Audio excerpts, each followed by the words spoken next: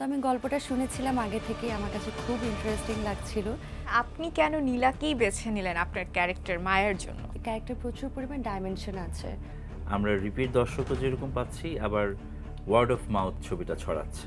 আমার একটা ড্রিম ছিল যে আমি একটা সময় চলচ্চিত্র পরিচালনায় আসবো। হ্যাঁ, বলতে গেলে অনেক প্রতীক্ষার পর সাইলেন্স দ্য মিউজিক্যাল জার্নি সিনেমাটি মুক্তি পেল। কেমন সাড়া পাচ্ছেন? প্রথমে একটু দাদা আপনার কাছেই শুনতে চাই। খুবই ভালো সাড়া পাচ্ছি।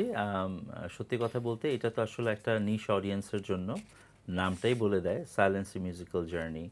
যদিও গল্পটা একদমই আমাদের আশেপাশের গল্প, একটি গ্রামীণ পটভূমিকা থেকে শুরু করে একদম শহরের টপ অফ দি হাই সোসাইটির, হ্যাঁ, একটা এই টোটাল জার্নি, সেই journey social journey, musical journey and a spiritual journey. So সব কিছু মিলিয়ে সো যারাই দেখছে খুবই প্রশংসা করছে, এবং মজার ব্যাপার হচ্ছে যে আমরা রিপিট দর্শকও যেরকম পাচ্ছি, আবার ওয়ার্ড অফ মাউথ ছবিটা ছড়াচ্ছে। সো আমরা উই আর ভেরি হ্যাপি। একদম। আমরা একটু নীলাঞ্জনা নীলার কাছে শুনতে চাই যে আপনি তো একটু বেছে বেছে কাজ করেন। এই সিনেমার সাড়া কেমন পাচ্ছেন? দর্শকদের প্রতিক্রিয়া কতটুকু উচ্ছ্বসিত আপনি? আই এম রিয়েলি এক্সাইটেড, এবং দর্শকদের যত সাড়া পাচ্ছি আই এম রিয়েলি ব্লেসড যে আমরা প্রতিটা শো দেখতে যাচ্ছি, হল ভিজিট করছি, মানুষজন আসছে, দেখছে সিনেমাটা, তারা সিনেমার সাথে হাসছে, কাঁদছে, প্রতিটা জিনিস ফিল করতে পারছে, এবং সামনে যখন আমাদেরকে দেখছে তারা আরও এক্সাইটেড হয়ে যাচ্ছে। সুন্দর একটা জার্নি দিয়ে যাচ্ছি এখন। আপনার যে জার্নিটা সঙ্গীত পরিচালক হিসেবে, এটা তো দীর্ঘদিনের। এরপরে চলচ্চিত্রের পরিচালক, নির্মাতা হিসেবে যে আসা, এটার মূল প্রেরণা কি ছিল? আমার একটা ড্রিম ছিল যে আমি একটা সময় চলচ্চিত্র পরিচালনায় আসবো। হ্যাঁ, এবং আমার মনে হয় যে কোনো আর্টিস্টিক মাইন্ডের লোকজনেরই, because film making is the like the ultimate craft. So এই জন্য আমার মনে হয় যে অনেকেই চায় যে একটা সময় সে চলচ্চিত্র নির্মাণ করবেন। তো সেই বাসনা থেকেই হয়তো বা এটা আস্তে আস্তে পুষে রাখতে রাখতে একটা সময় এটা কার্যকর হলো আর কি। নীলা, আপনার কাছে যে একটু জানতে চাই যে এই সিনেমার মায়া যে চরিত্রটি, এটা যখন দাদা আপনাকে প্রথমবার শোনালেন, আপনি কি প্রথমেই শুনেই হ্যাঁ করে দিয়েছিলেন, নাকি একটু ভেবে চিন্তে তারপরে জানানো হয়েছিল? Gold's Gym across 30 plus countries. With over 700 plus locations worldwide, train anywhere, belong everywhere. এটাতে আমি কাস্ট হবার আগে আমি গল্পটা শুনেছি। ভাইয়ের সাথে তো আমার অনেক দিনের পরিচয়, আমরা এর আগেও 2টা সিনেমা করেছি, উনি মিউজিক ডিরেক্টর ছিল সেখানে। তো আমি গল্পটা শুনেছিলাম আগে থেকেই, আমার কাছে খুব ইন্টারেস্টিং লাগছিল। তো উনি অন্য অ্যাক্টরদের সাথে কথা বলছিল, আবার আমি নিজে থেকে বলতেও পারছিলাম না, ওয়াই নট মি। তারপর যখন উনি আমাকে অফারটা করলো, আমি একদম লুফে নিয়েছি বলতে গেলে। দাদা, আপনার কাছে একটু জানতে চাই যে এই সিনেমাটাকে প্রথমে আপনি স্বল্প দৈর্ঘ্য হিসেবে বানানোর একটা প্রিপারেশন ঠিক নিয়েছিলেন। স্বল্পদৈর্ঘ্য না, যেটাকে বলে এক্সটেন্ডেড শর্ট ফিল্ম, যেটা ইউএস কানাডাতে আমি আসলে বাইরের বাজারটা চিন্তা করেই প্রথমে কাজটা শুরু করেছিলাম। But back of the mind আমার এটার মধ্যে, মাথার মধ্যে ছিল যে স্ক্রিপ্টটাই এরকম, এটা হয়তোবা ফিচার ফিল্ম হিসাবেই হয়তোবা এটা শেষ গিয়ে গড়াবে। পারে।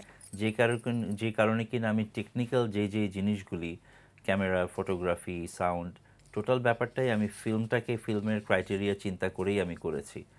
সো এই জন্য যখন মোটামুটি আমাদের এক্সটেন্ডেড শর্ট ফিল্মের লেন্থ তৈরি হয়ে গেল, তখন আমরা সবাই মিলে, নীলা, রফিক ভাই আমাদের জিওপি, হ্যাঁ, আরও যারা যারা ছিল, সবাই মিলে বললো যে না, এটা আসলে it should B A feature film. এই সিনেমায় আপনি একজন বাউল ঘরের একটি সাধারণ মেয়ের ক্যারেক্টারে অভিনয় করেছেন।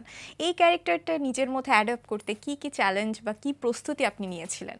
এই ক্যারেক্টারের সবচেয়ে বড় চ্যালেঞ্জ ছিল যে ক্যারেক্টার প্রচুর পরিমাণ ডাইমেনশন আছে।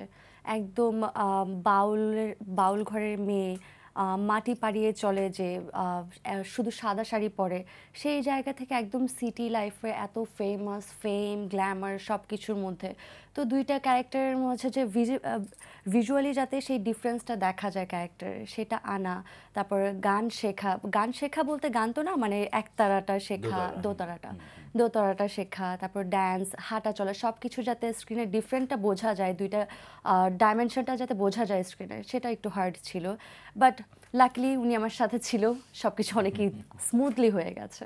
আপনি কেন নীলাকেই বেছে নিলেন আপনার ক্যারেক্টার মায়ার জন্য? Definitely she is a very good actress, no doubt. হ্যাঁ, আমি ওর কাজ খুব কাছ থেকে দেখেছি। ওর যে 2টা মেজর ছবিতে কাজ করছে, ওটার আমি মিউজিক ডিরেক্টর আমিই ছিলাম, গহীন বালুচর এবং শ্যামাকাব্য। শ্যামাকাব্যতে খুব কঠিন একটা ক্যারেক্টার, যদিও এক লাইনের একটা জিনিস একটাই ক্যারেক্টার প্লে করা এরকম ডাইমেনশনটা নেই, বাট যেটা আছে ওটাও অনেক কঠিন। তো আমি এবং গহীন বালুচরে ওর চরিত্রটা একেবারে আবার অন্যরকম ছিল, গ্রামের একটি মেয়ে, সহজ সরল মেয়ে, একেবারেই ষোড়শী ওরকম। তো আমার কাছে মনে হচ্ছিল যে ও ওই জিনিসটাকে ক্যারি করতে পারবে, ওর মধ্যে ওই ক্যাপাবিলিটিটা আছে এটাকে ক্যারি করার। আপনি ব্যক্তি নীলার সাথে মায়া ক্যারেক্টারকে কতটা রিলেট করতে পারেন? ক্যারেক্টারিস্টিক্স বা বিভিন্ন জায়গায় মিল নেই, কিন্তু ক্যারেক্টার সোল যে জার্নিটা সেটার সাথে আমি অনেকটা মিল খুঁজে পাই বলতে কি, তাকে জানতে জানতে আমি অনেক সময় নিজেকে জেনেছি, এই ক্যারেক্টারকে জানতে জানতে তার উত্থান পতন, তার স্পিরিচুয়ালিটি, এই সব কিছু থেকে আমি ব্যক্তি নীলা হচ্ছে অনেক ইন্সপায়ার্ড হয়েছে অনেক কিছুতে।